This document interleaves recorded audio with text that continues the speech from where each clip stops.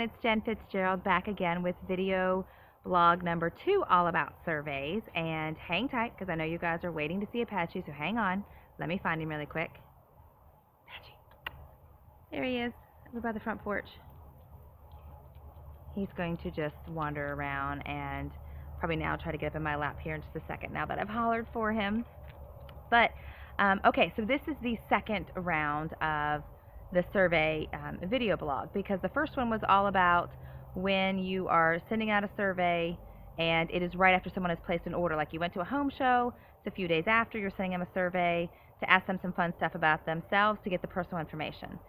Today we're going to talk about what happens when you are setting up a booth somewhere, like at a trade show or a craft show or any of those kind of places. And a little bit different of when you send the survey out. So for instance, usually if you're setting up a booth somewhere, you're collecting names in some kind of fishbowl. And I talk about how to collect the names and what to do with them also in a program that I have called Fishbowl Marketing. It kind of lays everything out on what to do to get people to come to your booth, what to do once they get there, how to collect their information, get them to give you their information, all of that kind of jazz. So there's all that information in there if you have any questions about that. It's called Fishbowl Marketing. Now, when you collect people's information and you have it all then in front of you, what do you do with it? So usually what I would say is I would send them a really quick short email, said thanks for attending, whatever, or thanks so much, I was so happy to have met you at XYZ trade show, fair, craft booth, whatever it possibly was that you set a table up at. And then maybe 3 or 4 days after that, again, I'll have a sample timeline below on what I would do, but you can tweak it however you want. I would send them a quick survey and say, you know, I met you at the Daylily and Wine Festival last weekend. We have one of those nearby where I live, the Daylily and Wine Festival. And it was so great to have met you. I got your information at my fishbowl, and I was so great to have met you and your sister, or you and your husband, or something personal that you know about them, because what you're going to do, let me backtrack a minute, when they put their information in the fishbowl, if you can catch it, pull it back out really quick, write something personal down about them. Great shoes, great hair, great purse, great whatever, you know, cute little boy, or had their puppy with them, or whatever it was. Write it down so that when you do contact them back, you can have that little personal tidbit in there, and that's going to make all the difference in the world. Then you're going to send them the survey, and you're going to ask them some more personal stuff. Say, hey, you know, I'm not really like other direct sellers or network marketers. I really like to get to know my customers first and get to know you on a personal basis, let you know a little bit about me. So here's some fun questions I wanted to ask you. Again, ask them the same kind of questions that you asked on the other one. Dream vacation, if you could be a superhero for a day, who would you be and why? Hobbies, family, personal life, jobs, anything you want to ask, right?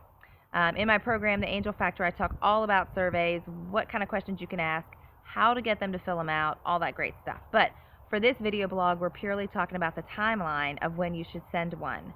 And then, based on what you're trying to get out of that person, it kind of sounded bad, but what the agenda is you're trying to get them to do, whether it's place an order or book a show or become a rep or whatever that is, that would be the following email.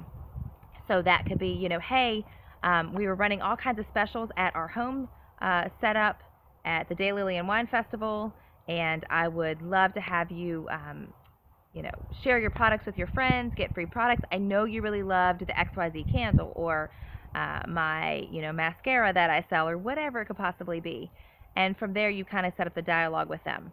So usually it's 2 or 3 emails right after the show, and maybe it's the first one is just, you know, hey, thanks so much for attending the Daylily and Wine Festival. So great to meet you. You really had some great shoes, and I loved them. I'd love to know where you got them. And then the second email, maybe a few days later, is, hey, I did meet you at the Daylily Wine Festival. I do remember that you had great shoes. I'm still waiting to find out where you got those.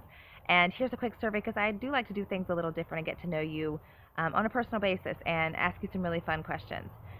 Boom, there's the second one. And maybe for that one, you know, for all the people that showed up at that Daylily and Wine Festival, and I keep using that because that's one we have near us, but you'll get the gist. Then maybe you put them all in a running. Say, hey, everybody that put their name in the fishbowl at my table, I'm putting everybody in the running for a free gift basket of these products. And I'd really love you to do that. So that could be another way to get them to fill it out. And you just kind of go on from there. Based on how they respond, you send something personal back off of what they said in their survey. So it kind of goes on from there. Again, timeline below. But don't stress out about all the timing on things. Some of you get really, really down into the weeds on, oh, I should send it on day 2. I should send it on day 3. What if I wait a whole week? What's going to happen? Nothing. You know, waiting too long could be bad, but within a week's time of someone coming to an event is really just fine for sending the survey.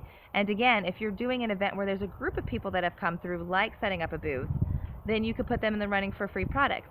You could also do that if you have a home show and you have, you know, 10 to 15 people there. Do the same thing. Say, hey, everybody was at the home show.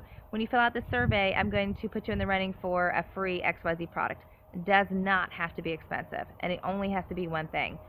Because again, it's like the lottery. You're just having them in the running for one thing, and that's it. It costs you less, and they get excited because they have a chance to win something. Don't ever offer them 10 or 20 or whatever % off a product, because then you're still asking them to buy something. So, a few tidbits about that. And again, the last video in this series, I will talk about things to do with the information once you get the survey questions back. Just some fun tidbit ideas that I've used in the past that have worked really well. So, I hope you enjoyed this. If you have any questions, please feel free to comment below or shoot me a quick email at jenfitzgerald@theclientangel.com. If you haven't had a chance to grab my free ebook, it is 12 ways to make your customers love you so much they invite you on vacation with them, and we all want that. Go ahead and grab it now. If you're on the blog, it's up above your head. If you're on YouTube, we have it in the comments below. You can click on the link and grab it there. And also, if you like this video and you found it helpful, please share it with everybody that you know. I would be so honored. And I can't wait to talk to you on the next video blog. Thanks so much for watching. Bye-bye.